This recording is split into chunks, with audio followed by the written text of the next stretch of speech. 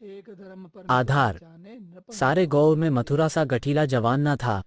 कोई जो 20 बरस हठ की उम्र ये थी। कैके की बहुत मसें अच्छी भीग होती रही है। थी। तो गौएं कैके के चराता, लिए भी कह रहे दूध हैं कि पीता, कृष्ण देखो कसरत राजा ने ऐसा करता, वर दे दिया कुश्ती भाई, लड़ता था और तो सारे कैके की दिन बात बांसुरी मान ली बजाता और हाट में सब के दुख विचरता के था। साथ बन गए। ब्याह तो हो गया था, व्यक्ति पर जिस अभी दिन कोई से बाल आती बच्चा है, न था। हर व्यक्ति घर में कई अपनी हल की सोच खेती से थी, अपने कई तरीके से छोटे बड़े सोचता है। भाई थे। उसे ये सब समझ में वे नहीं सब आता मिलजुल कर खेती कि बाड़ी क्या करते सही थे। है क्या गलत है मथुरा क्या पर नहीं। सारे गौर को गर्व था। जब उसे जोगिए लंगोटे, नाल या मूंगद के लिए रुपए पैसे की जरूरत पड़ती तो तुरंत दे दिए जाते थे।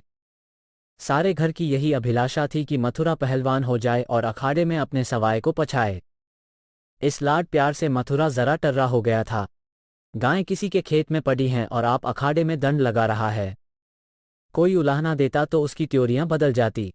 गरज कर कहता, जो मन में आए कर लो, मथुरा तो अखाड़ा छोड़कर हाँकने न जाएंगे। पर उसका डील डॉल देखकर किसी को उससे उलझने की हिम्मत न पड़ती। लोग गम खा जाते। गर्मियों के दिन थे, ताल तलैया सूखी पड़ी थीं। जोरों की लू चलने लगी थी। गौर में कहीं से एक सांड आ निकला और गौओं के साथ हो लिया। सारे दिन गौओं के साथ रहता, रात को बस्ती में घुस आता और खूंटों से बंधे बैलों को सींगों से मारता। कभी किसी की गीली दीवार को सींगों से खोद डालता, घर का कूड़ा सींगों से उड़ाता। कई किसानों ने साग भाजी लगा रखी थी, सारे दिन सींचते सींचते मरते थे। ये सांड रात को उन हरे भरे खेतों में पहुंच जाता और खेत का खेत तबाह कर देता।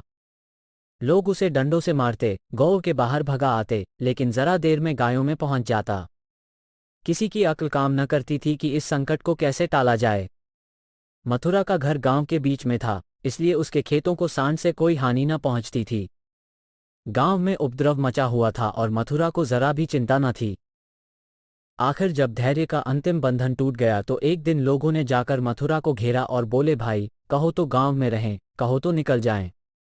जब खेती ही न बचेगी तो रहकर क्या करेंगे? तुम्हारी गायों के पीछे हमारा सत्यानाश हुआ जाता है और तुम अपने रंग में मस्त हो। अगर भगवान ने तुम्हें बल दिया है तो इससे दूसरों की रक्षा करनी चाहिए, यह नहीं कि सबको पीस कर पी जाओ।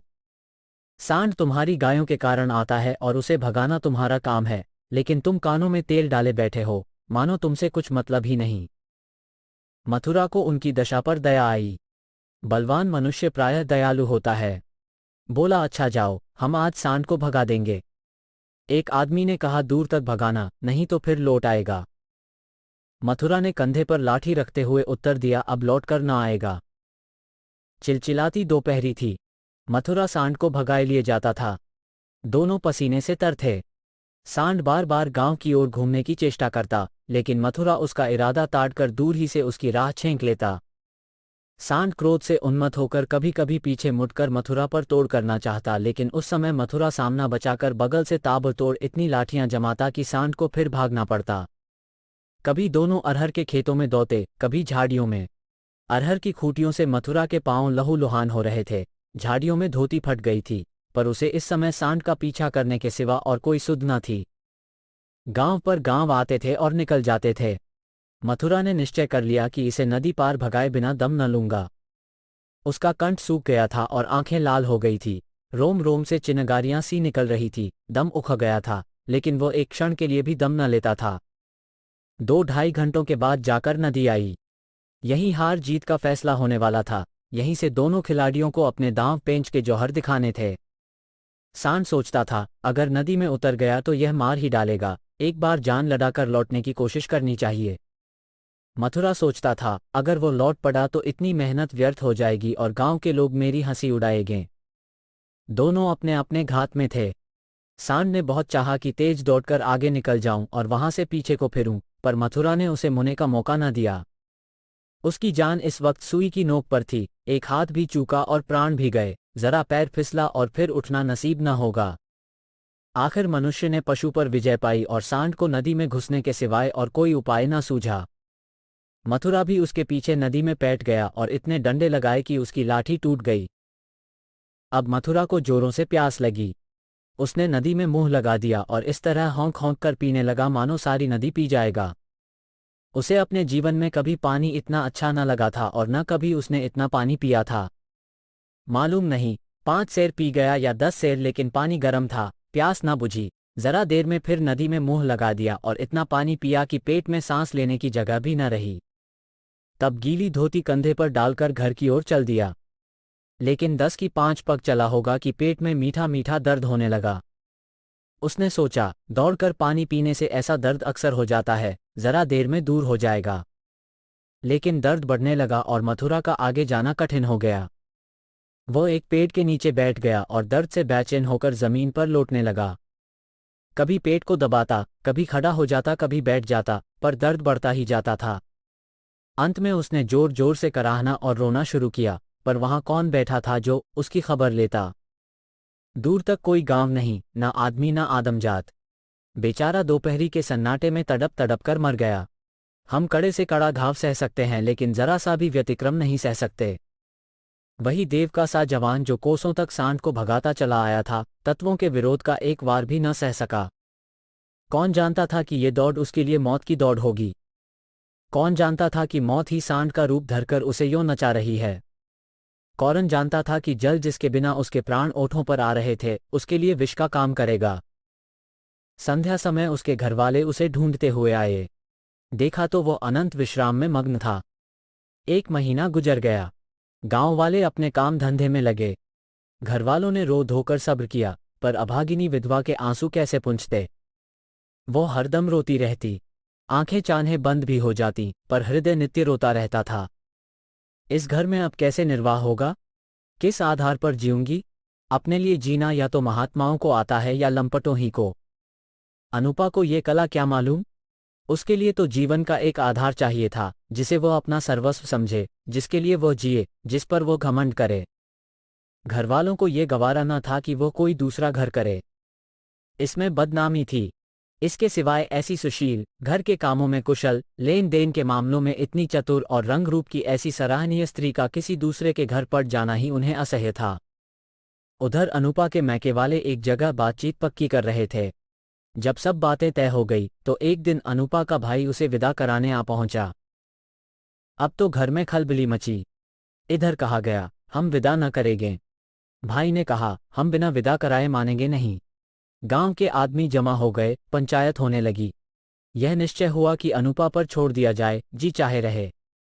यहां वालों को विश्वास था कि अनुपा इतनी जल्द दूसरा घर करने को राजी न होगी, 2-4 बार ऐसा कह भी चुकी थी।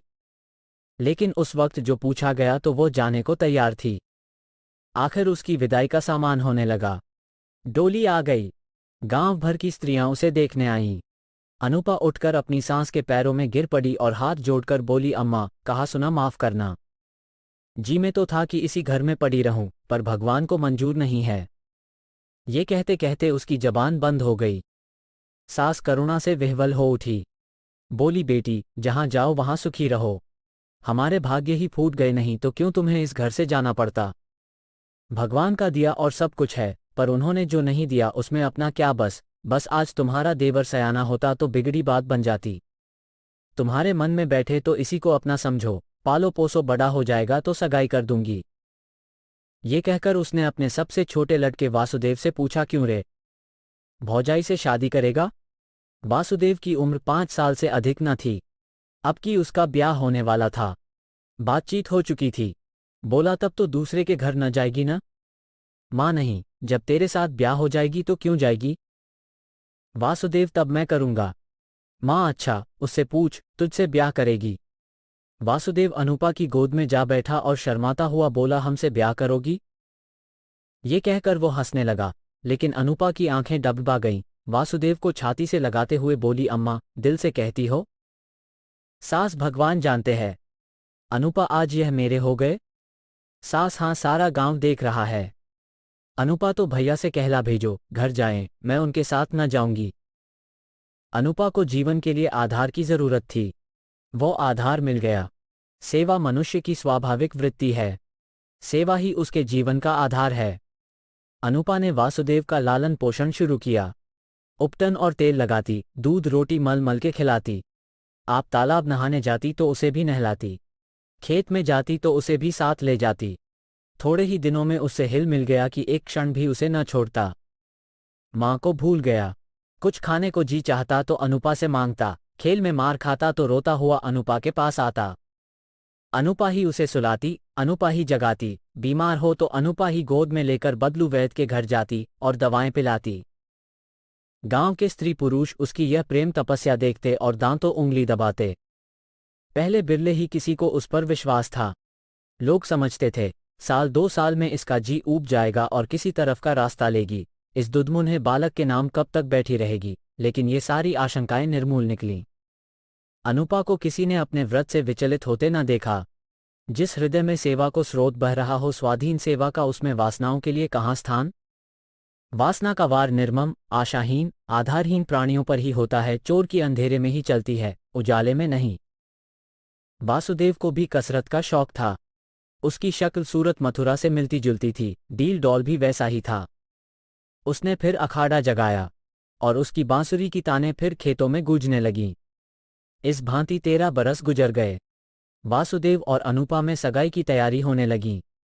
लेकिन अब अनुपा वो अनुपा न थी जिसने 14 वर्ष पहले वासुदेव को पति भाव से देखा था। अब उस भाव का स्थान मातृ भाव ने लिया था। इधर कुछ दिनों से वो एक गहरे सोच में डूबी रहती थी। सगाई के दिन जो जो निकट आते थे उसका दिल बैठा जाता था। अपने जीवन में इतने बड़े परिवर्तन की कल्पना ही से उसका कलेजा दहक उठता था। जिसे बालक की भोती पाला पोसा, उसे पति बनाते हुए लज्जा से उसका मुख लाल हो जाता था। द्वार पर नगाड़ा बज रहा था। बिरादरी के लोग जमा थे। घर में गाना हो रहा था। आज सगाई की तिथि थी। सहसा अनुपा ने जाकर सास से कहा, अम्मा मैं तो लाज के मारे मरी जा रही हूं। सास ने भौंचक्की होकर पूछा, क्यों बेटी, क्या है? अनुपा, मैं सगाई ना करूंगी। सास, कैसी बात करती है बेटी? सारी तैयारी हो गई। लोग सुनेंगे तो क्या कहेंगे? अनुपा, जो चाहे कहें, जिनके नाम पर 14 वर्ष बैठी रही उसी के नाम पर अब भी बैठी रहूंगी। मैंने समझा था मर्द के बिना औरत से रहा न जाता होगा। मेरी तो भगवान ने इज्जत आबरू निभा दी। जब नई उम्र के दिन कट गए तो अब कौन चिंता है। वासुदेव की सगाई कोई लड़की खोज कर दो। जैसे अब तक उसे पाला उसी तरह अब उसके बाल बच्चों को पालूंगी। यह कहानी अब यहीं समाप्त होती है। इस कहानी को हिंदी के प्रसिद्ध लेखक प्रेमचंद ने लगभग 100 वर्ष पहले लिखा था। हमें यह जानने की उत्सुकता है कि यह कहानी आपको कैसी लगी। यदि कहानी का विषय या इसे प्रस्तुत करने का ढंग आपको अच्छा न लगा हो, तब भी हमें अवश्य बताइए। साथ ही यह भी बताइए कि आपको किस प्रकार की कहानियां अच्छी लगती हैं। हम आपकी पसंद की कहानियों को यहाँ लाने का प्रयास अवश्य करेंगे। अच्छी कहानी को अपने मित्रों को बताने का अपना ही आनंद होता है। कभी कभी ऐसा भी होता है कि कोई मनचाही वीडियो देखने के 1-2 दिन बाद हम उसे पुनः देखना चाहते हैं, लेकिन वह आसानी से ढूंढे नहीं मिलता। यदि आपके साथ भी ऐसा होता है तो सदस्य बनकर इस समस्या से बचा जा सकता है। भविष्य में पुनः मिलने के लिए इस बार विदा लेते हैं। तब तक के लिए नमस्कार।